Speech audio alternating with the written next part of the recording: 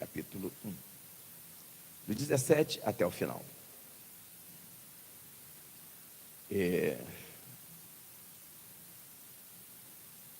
Vamos fazer uma oração primeiro, todos acharam? Oremos então. Bondoso Deus e eterno Pai, louvado seja o Teu nome para sempre. Te agradecemos, Senhor, por mais esta oportunidade que o Senhor nos dá. Estamos reunidos como igreja, Deus. Eis aí, ó Deus, a Tua palavra que vai ser lida agora. Toma, ó Deus, em Tuas mãos. Libera para nós a Tua instrução, ó Pai. Visita o Teu povo, Pai. Alimenta a Tua igreja, meu Senhor.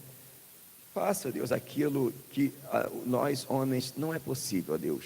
Ó Senhor, só quando Tu falas é que coisas gloriosas acontecem. Só quando Tu falas, ó Pai, é que ressuscitam os mortos, ó Pai. É quando Tu fala, ó Pai, é que as pessoas são curadas. Ó Pai, é quando Tu falas, ó Deus, é que a alegria chega. É quando Tu falas, ó Pai, que verdadeiramente o milagre acontece. Ó Deus de Israel, manifeste o Teu favor, ó Pai. Ouça nesse momento, ó Deus, a nossa petição.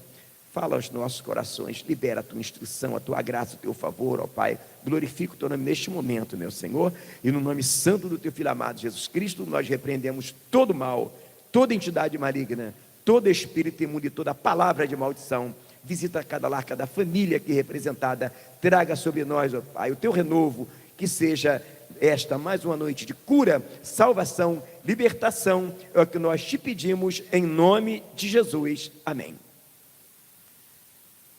1 de Coríntios, capítulo 1, versículo 17. Porque Cristo enviou-me não para batizar, mas para evangelizar, não em sabedoria de palavras, para que a cruz de Cristo não se faça vã, porque a palavra da cruz é loucura para os que perecem, mas para nós que somos salvos é o poder de Deus. Porque está escrito: destruirei a sabedoria dos sábios e aniquilarei a inteligência dos inteligentes. Onde está o sábio? Onde está o escriba? Onde está o inquiridor deste século? Porventura, não tornou Deus louca a sabedoria deste mundo? Visto como na sabedoria de Deus, o mundo não conheceu a Deus, pela sua sabedoria, aprove a Deus salvar os crentes pela loucura da pregação. Porque os judeus pedem o sinal, os gregos buscam sabedoria, mas nós pregamos a Cristo crucificado, que é escândalo para os judeus, loucura para os gregos, mas para os que são chamados, tanto judeus como gregos, lhes pregamos a Cristo, poder de Deus e sabedoria de Deus. Porque a loucura de Deus é mais sábia do que os homens, a fraqueza de Deus é mais forte do que os homens. Porque vede, irmãos, a vossa vocação, que não são muitos sábios segundo a carne, nem muitos poderosos, muitos nobres que são chamados, mas Deus escolheu as coisas loucas deste mundo para confundir as sábias. Deus escolheu as coisas fracas do mundo para confundir as fortes, e Deus escolheu as coisas vis deste mundo e as desprezíveis e as que não são, para aniquilar as que são, para que nenhuma carne se glorie perante Ele. Mas vós sois dele, em Jesus Cristo, o qual para nós foi feito por Deus sabedoria e justiça e santificação e redenção, para que, como está escrito, aquele que se glorie, glorie-se no Senhor. Amém? Peço, amados, que se assentem. Ou seja, o último versículo é: para que aquele que se glorie, glorie-se no Senhor. É o mesmo que dizer: a Deus toda a glória.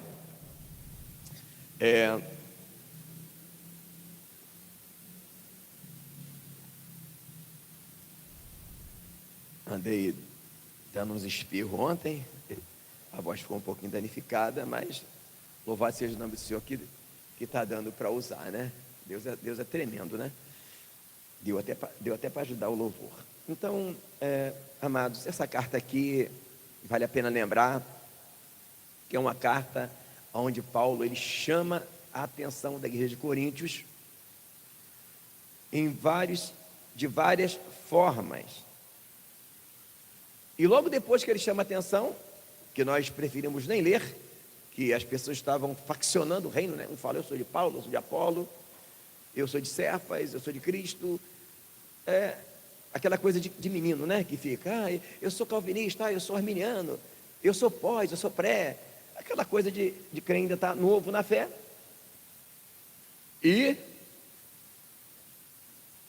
ele entra logo naquilo que é a solução. Ele poderia dar muito rodeio, mas ele entra logo na proposta da pregação, que é o cerne do Evangelho, que é a cruz. E ele fala, a minha preocupação não é batizar. Eles estavam muito apegados na liturgia, né?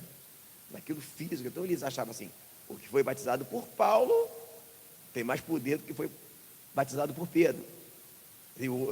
Entendeu? Então, tipo assim, cada um queria se autoafirmar em algo. E aí Paulo, ele mostra que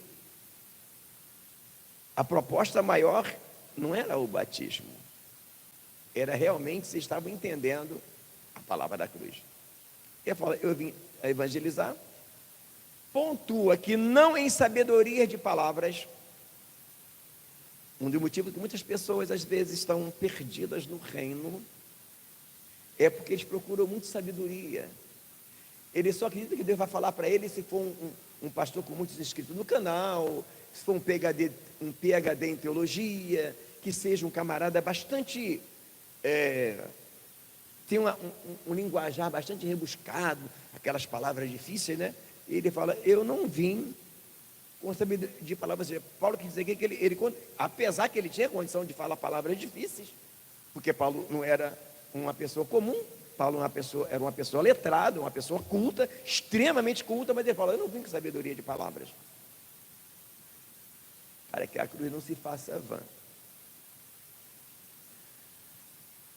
E ele fala, porque a palavra da cruz é loucura para os que perecem, mas para nós que somos salvos é o poder de Deus. Então, hoje em dia, há dois tipos de viés para se pregar. Ou viés que prega a cruz, que nem todos vão aceitar, porque é loucura, não é verdade? E o outro viés é palavra de sabedoria humana, quando transforma o evangelho da cruz, às vezes, num evangelho coach. E Paulo fala, olha, eu vim pregar para vocês a cruz. E ele fala que é loucura para quem perece. E o que simboliza a palavra da cruz? Simboliza, amados, que o homem, depois que ele pecou no jardim do Éden, a palavra de Deus diz que todos pecaram e destituídos foram da glória de Deus. A palavra de Deus diz que não há um justo sequer. Deus enviou a lei para mostrar que para o homem que ele não conseguiria fazer o certo. A lei, por sua vez, potencializou a malignidade do pecado, mas não resolveu o problema. E quando o homem já não tinha mais outra solução, quando se extinguiu todas as chances do homem se libertar do poder das trevas, o que Deus fez? Deus enviou o seu Filho unigênito para que todo aquele que... Deus amou o mundo de tal maneira que deu o seu Filho unigênito para que todo aquele que nele crê não pereça, mas tenha a vida eterna. Então, aquilo que era para nós, o homem, nós éramos dignos de morte. Se Cristo não vem,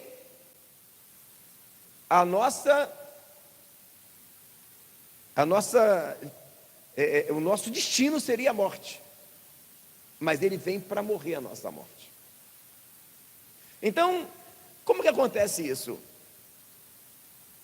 Havia uma dívida, havia uma divisão entre Deus e o homem, e a palavra fala que o salário do pecado é a morte. Todos nós, o mundo era digno de morte. E aí, como o homem não conseguiu resolver o problema, a lei não resolveu. A Bíblia diz que a lei nada aperfeiçoou. A palavra fala em Romanos 8 que aquilo que era impossível à lei, porque ela estava enferma pelo pecado, Deus, enviando o seu Filho em semelhança de carne pelo pecado, condenou o pecado na carne. Então, a palavra fala que ele é a propiciação pelos nossos pecados. O que significa ser a propiciação? Bom, quando estávamos na lei, os homens pecavam, e para que se houvesse a remissão de pecados, era morto um animal, e o sangue desse animal era colocado ali no propiciatório. O que era o propiciatório? É uma lâmina de ouro, aonde se colocava o sangue do animal na arca. E assim é que o pecado, é que era apaziguado o pecado do homem. Só que isso se repetia direto. Pecados e mais pecados, para cada pecado havia uma forma, e no Santo dos Santos, uma vez no ano, a mesma coisa. O sumo sacerdote oferecia por si e depois pelo povo, lá no propiciatório. Então, quando fala que ele é a propiciação pelos nossos pecados, quando ele morre, aquele sangue cessou todos os outros sacrifícios, porque satisfez a ira de Deus. Toda a ira de Deus, todo o pecado estava ali nele. Quando ele abre os braços na cruz, estava ali nele. Todos, o pecado de todos os irmãos. Era tanto pecado que nesse momento era impossível que o pai olhasse para ele, a ponto que ele diz: Deus meu, por que me desamparaste? Porque Deus não pode ver o mal. Ali era ele só, morrendo por nós. E com isso, ele zerou a nossa conta. Com isso, acabou-se a nossa dívida. E nós começamos a viver em novidade de vida. Nós éramos para morrer, ele morre por nós para nos dar vida. Aquilo que era impossível ao homem, ele fez. Ele foi o cordeiro e ele foi o sumo sacerdote, segundo a ordem de Melquisedeque. E com isso, nós fomos justificados por esse sangue. Por que o mundo, ele vive, ele se sente acusado, ele quer acabar com as Bíblias, ele não suporta ouvir a pregação do Evangelho, porque independente que nós pregarmos para o mundo, o homem em si só, ele se sente acusado, lá no fundo ele sabe que ele está errado. Por que ele sabe que ele está errado? Porque na primeira aliança, a lei mostrou o quanto o pecado é maligno. Então, enquanto o homem não se achega a Cristo, ele se sente acusado, culpado. Mesmo que você não pregue para ele, qualquer pessoa que não tem Deus, ele tem lá no seu ego interior a necessidade de justificação. Ele se sente acusado, porque ele sabe que ele, por mais que ele seja uma pessoa boa, que não faça um monte de coisas erradas, ele sabe lá no fundo o quanto ele falha, porque a sua própria mente o acusa. E quando ele vai para Cristo, e ele entende o valor da cruz, que nos justificou, que fala que agora nenhuma condenação há para os cristãos em Cristo Jesus, quando diz também: quem intentará acusação para os escolhidos de Deus? Então, amados, ali na cruz encontramos libertação para os nossos pecados, porque quando somos batizados do batismo da sua morte. Nossos pecados foram todos sepultados e zerados. O homem comum, ele fala, como pode? Alguém pecou tanto e agora fala que está liberto do pecado, está livre do pecado. Mas é porque alguém pagou esse preço. Alguém sofreu e derramou até a sua última gota de sangue. E quando alguém olha para a morte da cruz e acha que ela era triste, quando vê um filme, eu digo para você que está me ouvindo nessa noite, por pior que foi aquele filme do Mel Gibson, aquilo ainda não foi tudo que Jesus sofreu. Aliás, não foi nem a metade do que Jesus sofreu. Houve uma mulher que ela morreu, uma mulher homem, que morreu quando assistiu o filme por ver o sofrimento de Cristo. Aquilo não foi tudo que ele sofreu. Além dele estar sendo crucificado pelos inimigos que ele tinha, que perseguiam ele, que confrontavam o que ele pregava, naquele momento, todo o poder das trevas estava ali agindo naqueles homens. Mas na hora da crucificação, o pecado de todo mundo estava nele. Então, aquele sofrimento que ele passou foi para nos dar a libertação do pecado e para fazer com que nós passássemos a ter o quê? Paz. Sendo, pois, justificados pela fé, temos paz com Deus. Quem crê no poder desse sangue, que os seus pecados foram zerados, que esse sangue nos purifica de todo pecado, tem paz para dormir, tem paz para caminhar, tem alegria no Espírito Santo. Isso é muito, irmãos. Então, quando nós olhamos para isso tudo que a cruz nos dá, nós vemos que aquele sacrifício da cruz, ele foi magnífico, ele foi glorioso, porque o homem não poderia fazer. Porque a pessoa que tinha que morrer ali deveria ser um cordeiro sem mancha, um cordeiro que não tivesse culpa. E Jesus, ele não tinha pecado, não tinha defeito. O cordeiro, para ser morto para Pascual, ele tinha que ser de uma cor só e não haver defeito físico, evidenciando que o sacrifício para satisfazer a ira de Deus tinha que ser perfeito, e ele foi o sacrifício perfeito para nos libertar do poder das trevas, para nos fazer livres das amarras do pecado. Mas isso tudo é muito glorioso, isso tudo é maravilhoso. Você deveria estar pulando, dando glória a Deus, porque ele morreu a nossa morte, porque agora nenhuma condenação há, porque agora estamos livres do jugo do pecado. Mas eu quero te dizer que apesar de tudo isso é extremamente glorioso, isso é a metade da cruz. Isso não é tudo que a cruz nos proporcionou. Então, alguém olha para isso e fala: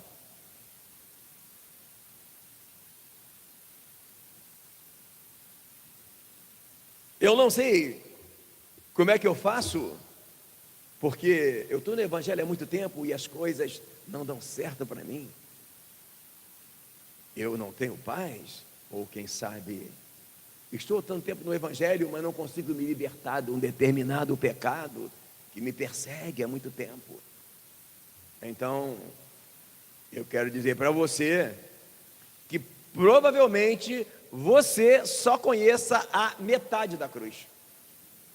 Isso tudo que eu falei até agora é glorioso, mas é a metade da cruz. E a palavra de Deus diz que Jesus, quando ele fala da vinda do Espírito Santo, ele diz: ele vos guiará em toda a verdade. Toda a verdade é a verdade perfeita. Todas as vezes que nós não falamos toda a verdade, de alguma forma a verdade não está perfeita. Então, nessa noite, eu quero falar da outra metade da cruz. Porque um dos maiores erros que as pessoas têm é achar que Cristo, quando ele morre na cruz, ele foi a propiciação pelos nossos pecados, e isso é tremendamente glorioso, e acabou. Alguém achar que ele morreu na cruz, zerou a nossa conta, pagou a nossa dívida, isso é extremamente glorioso, mas isso não é tudo. Ele, quando ele morre na cruz, ele nos faz assentar nas regiões celestiais de Cristo, mas isso não é tudo. Ele nos faz herdeiro de Deus, co-herdeiro de Cristo, mas isso não é tudo. Mas então, qual é a outra metade da cruz que as pessoas não percebem? E é por isso que às vezes algumas pessoas entram no Evangelho e ficam muito alegres, né? Por saber que alguém morreu a sua morte, alguém pagou o preço pelo seu pecado, alguém fez ele se tornar, a palavra fala que quem crê nele se torna filho de Deus pela fé. Isso é muita coisa, irmãos. Por causa da cruz, eu e você nos tornamos filho de Deus, mas isso é a metade da cruz. Eu vou falar, pastor, mas isso é tanta coisa? Pois é. Mas isso é maravilhoso, pastor. Pois é maravilhoso mesmo. É glorioso, mas é metade da cruz. É só a metade da cruz. Sabe por quê? Porque o Evangelho não é sobre fazer coisas boas. O Evangelho não é sobre tornar-se uma pessoa melhor. O Evangelho é como ser essa pessoa melhor. É como fazer as coisas boas. E isso só pode acontecer se você entender a cruz por inteiro, não a metade da cruz. Então, nessa noite eu quero falar da outra metade da cruz. Eu não sei se o tempo vai dar para falar toda o restante da cruz, mas eu gostaria de nessa noite pontuar algumas coisas importantes que muitos não pregam sobre a outra metade da cruz. Já começa por um detalhe, amados, que as pessoas nem percebem, né? As pessoas muitas das vezes pregam a cruz, mas não entendem que na cruz há justificação. Sim. O que há mais na cruz? Na cruz há perdão, sim. Na cruz há reconciliação, sim. Justificação, sim. Mas se esquecem que na cruz há uma coisa fundamental. Na cruz existe exemplo. Lembra? O que Paulo diz? Sede, pois, os meus imitadores, como eu sou de Cristo.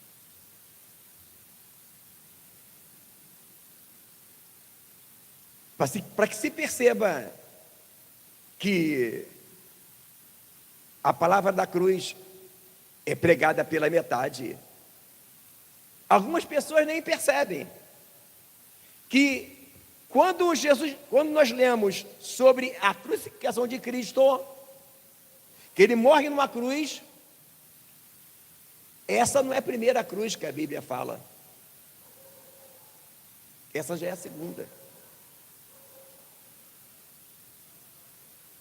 Porque a Bíblia fala de 3 cruzes: a cruz de Cristo, a cruz dos ladrões que estavam com ele lá, e a nossa cruz.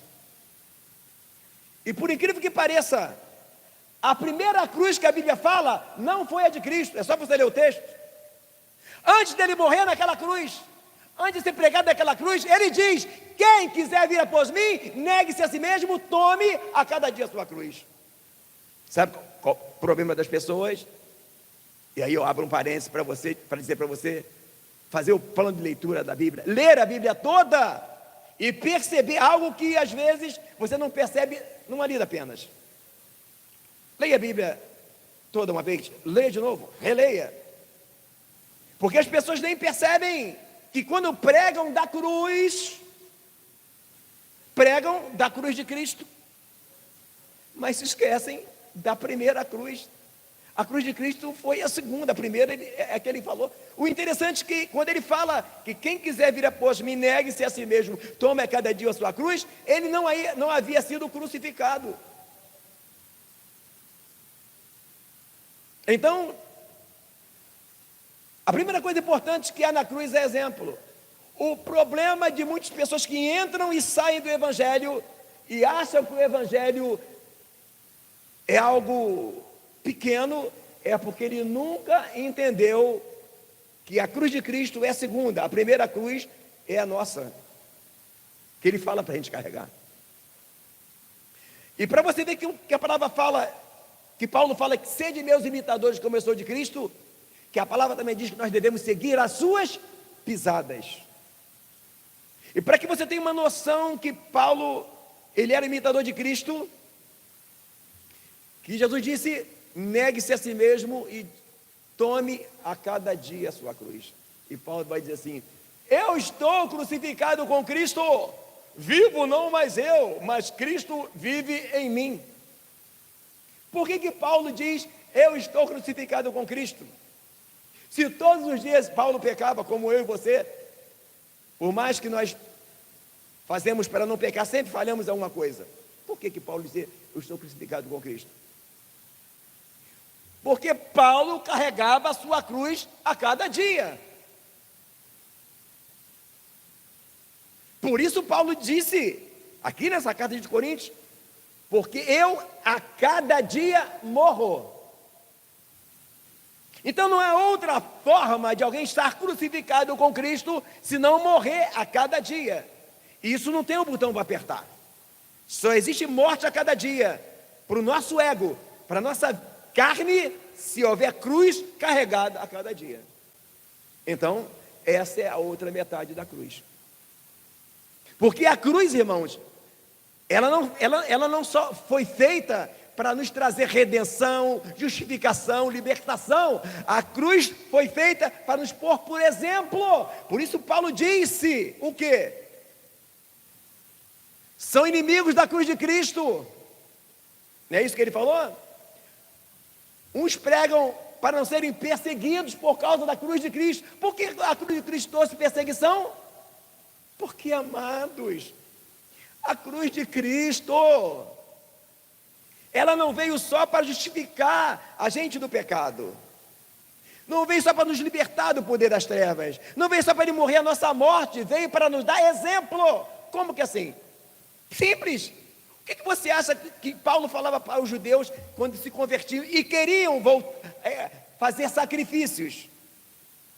O que você acha que Paulo fala? Não, meu amigo. Lá naquela morte da cruz, ele fez um sacrifício que acabou todos os outros. Isso não era importante para os judeus, porque havia lucro na manutenção dos sacrifícios.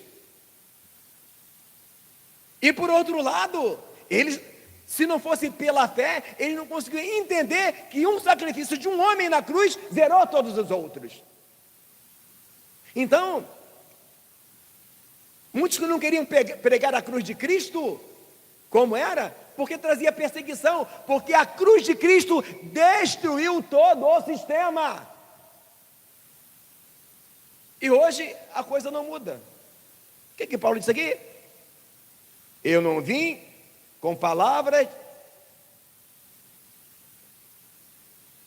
de sabedoria, em sabedoria de palavras, para que a cruz não se faça vã. Sabe por quê? Aonde existe cruz, não precisa de ter português muito bom, não precisa de chamar psicólogo, não precisa de chamar treinadores. A cruz resolve o problema, se alguém entender o exemplo da cruz. Então, a cruz veio para trazer um novo culto. Então era mais ou menos assim. Por que havia perseguição?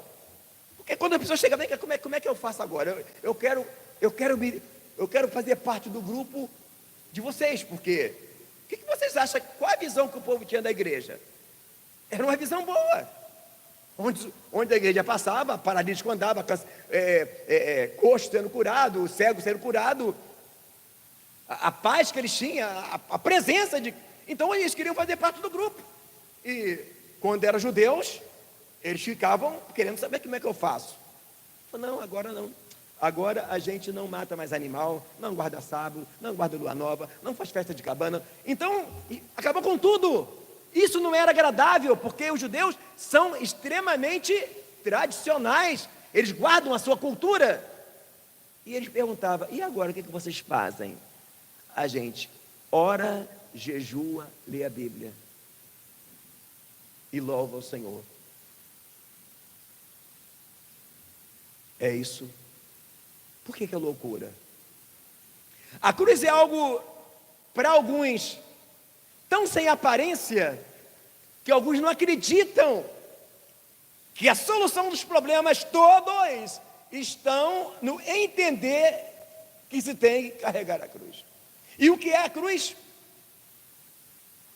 O que é a cruz, amado? O que é carregar a cruz? Carregar a cruz, amado, não é uma palavra abstrata. Carregar a cruz não é uma utopia. Carregar a cruz é tudo que você precisa.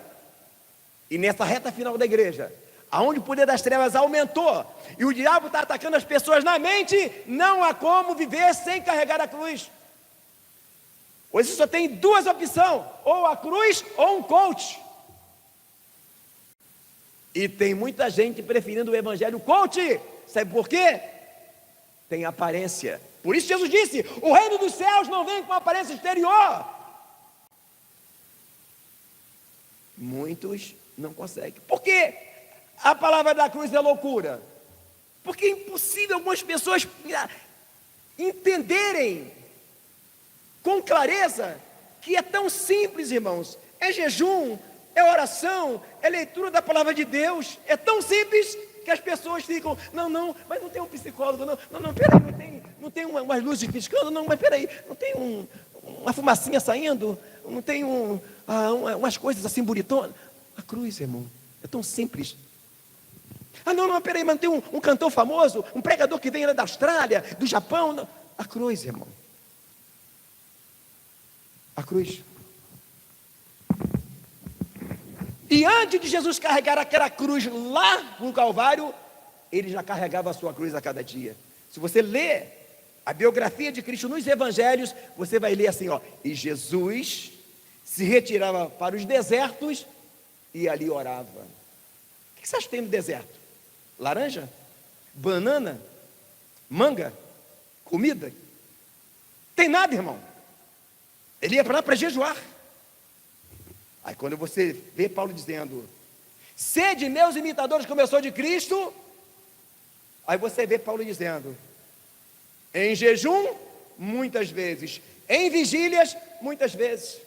Então nessa reta final, ou você entende o que é carregar a cruz, e passa a ter autoridade no mundo espiritual, ou arruma um pregador coach, para todo dia ter que falar para você que você é amado por Deus, todo dia falar para você que você vai vencer. O crente que não carrega a cruz, ele tem que ouvir alguém falar para ele que Jesus ama ele, todos os dias. O crente que não carrega a cruz, ele tem que ouvir todo dia alguém falar que Deus vai dar vitória para ele. Agora o crente que carrega a cruz, ele sabe que a vitória vem, ele sente o amor de Deus no coração, ele sente que a vitória virá, ele marcha com coragem, porque a cruz traz autoridade. O crente que carrega a cruz é um crente empoderado, é um crente que não fica comendo pela mão dos outros, ouvindo rodas de doutrina, ventos de doutrina, tentando procurar soluções. É tão simples que as pessoas não conseguem enxergar. Aí eles preferem, a minha vida não está boa, já sei, vou me batizar lá em Israel que a minha vida vai mudar, porque eles não conseguem entender que é tão simples, que parece loucura. Os casamentos não vão bem, vamos chamar um psicólogo para dar palestra para os casais. Não, irmão, ensina os casais a carregarem a cruz. Sabe por quê? A nossa carne não se converte. Quando Paulo fala, porque eu luto, não como combatendo a uma coisa incerta, não como esmurrando ao vento, mas eu luto e subjugo o quê? O meu corpo. Quer subjugar o corpo, irmão? Oração, jejum, leitura da Bíblia, para que no eu pregando eu não venha ser de alguma forma reprovado. E Paulo vai dizer o quê? Em Romanos 11, rogo, pois, irmãos, pela compaixão de Deus, que apresentei o quê? Os vossos corpos para batizar em Israel? Não, em sacrifício. Realize, irmão, corpo em sacrifício. Carregue a sua cruz. Junta isso, irmãos. Jesus, quando eu falo, tome a cadeira de sua cruz. Quando Jesus carregou a sua cruz, ele está levando o que para sacrificar? O quê? O seu corpo. Aliás, ele já estava sacrificando o seu corpo. Ele já tinha tomado um monte de chicotada, aí a cruz não era leve. Então quando ele fala, tome a cadeira de sua cruz, ele está falando de que Pedro vai dizer na sua carta, no segundo capítulo, na primeira carta do segundo capítulo, vós sois pedras vivas, casa espiritual, para oferecer sacrifícios espirituais, para oferecer jejum, a oração e a leitura da palavra. Sabe por que hoje a igreja é uma igreja fraca? Que não entende que o sacrifício da manhã é a oração da manhã, o sacrifício do meio-dia é a oração do meio-dia, sacrifício da noite. Aonde é que quando você entende a cruz as coisas mudam? Porque a cruz, Jesus disse assim, olha, quem quiser vir após mim, tome a sua cruz e siga-me. Ele podia falar assim, não poderia? Não, ele fez questão, tome a cada dia. Sabe que hoje nós vemos uma igreja fraca? Que às vezes ela ora muito, às vezes não ora nada. Às vezes ela lê muito, ela não lê nada. Quem entende que levar a sua cruz está atrelado a quê? O que está atrelado a carregar a sua cruz? Quem põe a mão no arado não pode olhar para trás. Então quem entende a cruz sabe que a cruz não é algo que fala, hoje eu vou carregar a cruz, amanhã, não sei, amanhã acho que eu vou passear, aí hoje eu vou carregar a cruz, amanhã eu vou me divertir. Não! O crente que entende o valor da cruz e sabe o empoderamento que há em quem carrega a cruz, não abre mão de levar a sua cruz a cada dia. E é um crente empoderado, os demônios saem de perto dele. A igreja do passado era poderosa porque ela sabia ela conhecia a outra metade da cruz, que é o exemplo que ela nos dá. É loucura por quê? Vinde a mim todos vós que estáis cansados e oprimidos. O cara está cansado e oprimido, que eu vos aliviarei. Aí fala assim, então vai falar, que eu vos aliviarei. Eu morri por vocês, e agora vocês deitam numa rede, encontrar descanso para vossas almas. É assim o versículo? Não. Vinde a mim todos vós que estáis cansados e oprimidos, que eu vos aliviarei. Tomai o quê? Tomai sobre vós o meu jugo. O que é o jugo, irmão? É a cruz para carregar cada dia. Mas só que tem um detalhe, o jugo é quê? Suave, fardo leve. Aí você fala, puxa pastor, mas então o evangelho dá um trabalhinho, né? Não dá não, eu não terminei ainda. Não terminei? Você não esperou nem eu terminar? Além da cruz deixar para nós o exemplo, a cruz trouxe uma outra coisa que as pessoas não param para pensar. Efésios, e Deus estava em Cristo, reconciliando consigo o mundo, não lhes imputando os seus pecados. Deus estava o quê? Reconciliando. Como, amado? Como? Aquela amizade que havia entre Deus e Adão, que foi quebrada e entrou uma parede da separação, a ponto que Adão foi expulso do jardim. Essa falta que o ser humano tem de ter Deus nele, aonde que ela foi? Onde que retornou? Quando Cristo morre, irmãos. Não se esqueça disso. Ele não morre só para perdoar os nossos pecados, não. Ele não morre só para justificar, não. De fazer filho de Deus, não. De fazer herdeiro de Cristo, não. Ele morre para fazer você ser templo do Espírito Santo, morada do Altíssimo. Por isso Paulo vai dizer, temos um tesouro em vaso de barro, somos morada do Espírito Santo. Para quê, amado? Para quê? Porque ele morando em você, ele te dá força para orar, ele te dá força para carregar a cruz.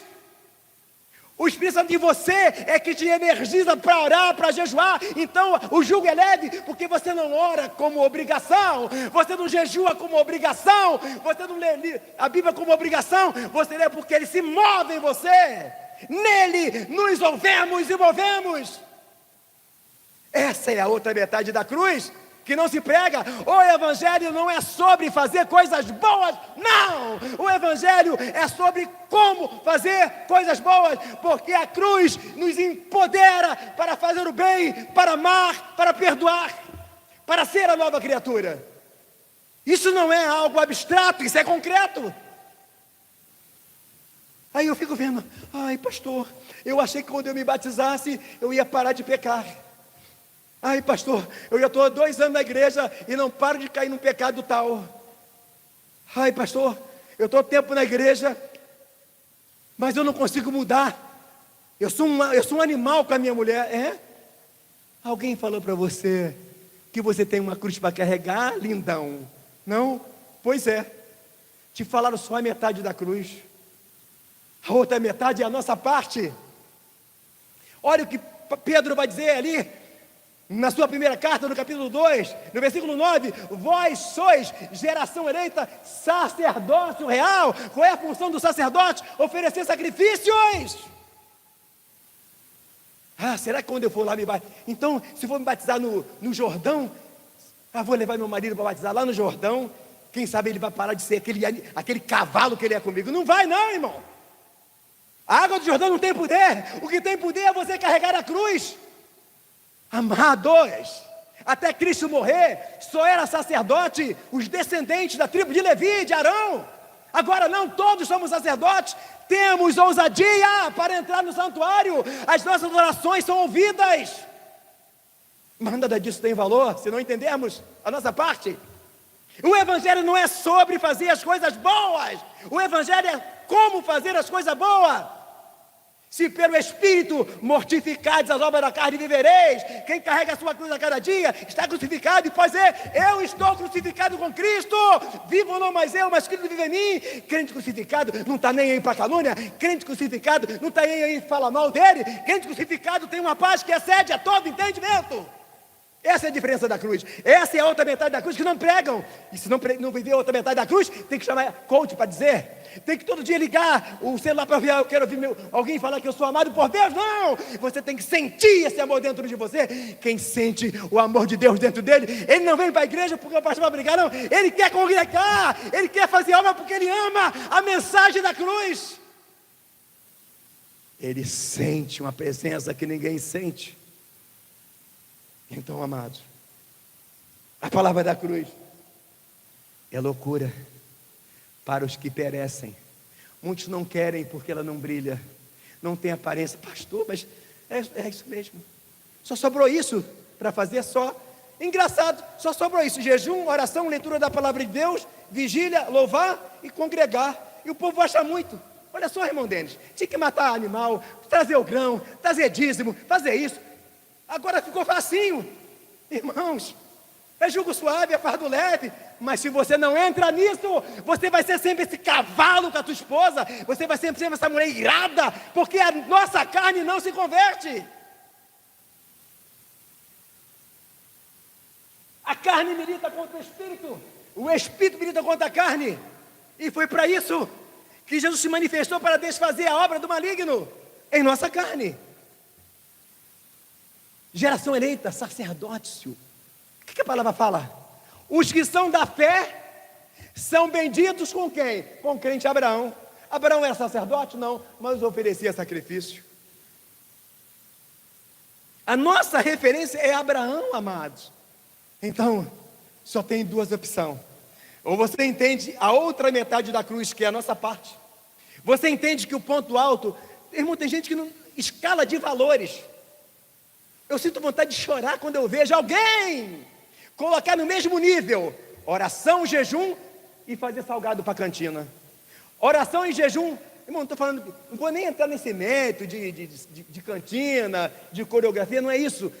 Eu quero mostrar para vocês que a igreja hoje é fraca, que erram na escala de valores. A prioridade é carregar a cruz. Eu fico triste quando eu vejo igrejas fracas, crente, igual aquele rebanho de vacas magras, já viu? Aquele rebanho de vaca magra, quando você vê aquela vaca magra, no lugar onde não tem capim. Eu vejo igrejas assim, sabe por quê?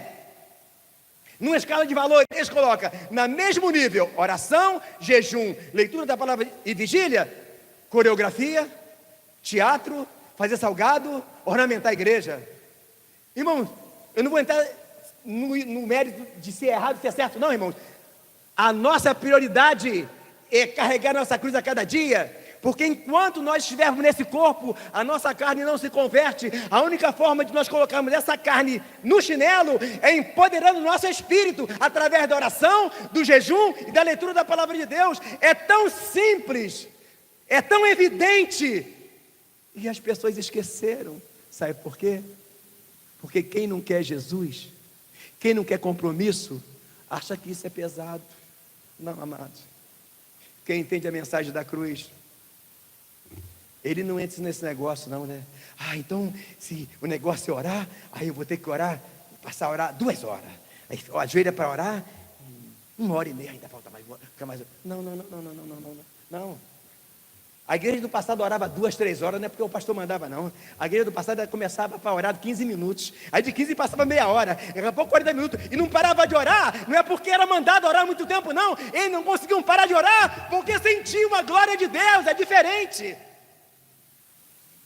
É orar muito, não por obrigação, é porque o Espírito Santo, ele nos impulsiona. Eu vou jejuar porque eu sou um pecador. Não, nada disso. O jejum da graça é uma ministração, não é uma penitência. Você fala que vai jejuar só até 10 da manhã, mas você começa a sentir o céu na terra. Você começa a sentir aquele gozo e começa a chorar. Chorar de quê? Chorar de alegria. E vai dando 10 horas, 11 horas, e tu não sente mais vontade de comer, porque o céu desceu. Você está reinando em vida. Livro de Romanos fala que quem está em Cristo reinará em vida. Reinar em vida é sentir o gozo do céu aqui na terra, através dos sacrifícios espirituais, de carregar a sua cruz a cada dia. Amados, essa é a mensagem para nós nessa noite. Que nós possamos viver esse evangelho. Evangelho de autoridade. Estamos no final dos tempos. Não dá mais para ser crente com a metade da cruz. Quem não entender a cruz por inteiro, com aquilo que está vindo, com aquilo que virá, não vai suportar os ataques do inimigo. A igreja, queira o inferno ou não queira, irá se levantar sim, como um exército valoroso, destemido, e vai marchar e fará proezas. Mas a igreja que entender a cruz por inteiro, não a metade da cruz. Vamos orar? Eu convido você a orar.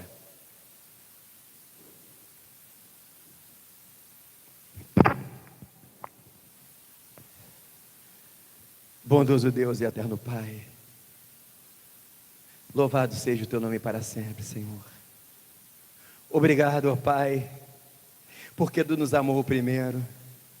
Obrigado, Senhor, que a cruz que nós temos que levar é algo bem mais leve. Ó Pai, dá-nos graça para negar a nós mesmos, Senhor. Das vezes, ó Pai, que temos que escolher entre o temporal e o eterno, entre o efêmero e o eterno, possamos escolher, ó Pai, pensar nas coisas que são de cima. Ó Pai, abra os olhos daqueles que ainda não entenderam a mensagem da cruz.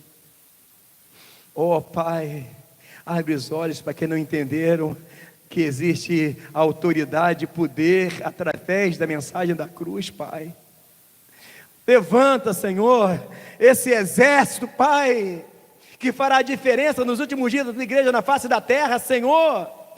Ó Pai, ajunta os dispersos, Senhor, de Israel. Levanta o caído, sara o ferido, Pai.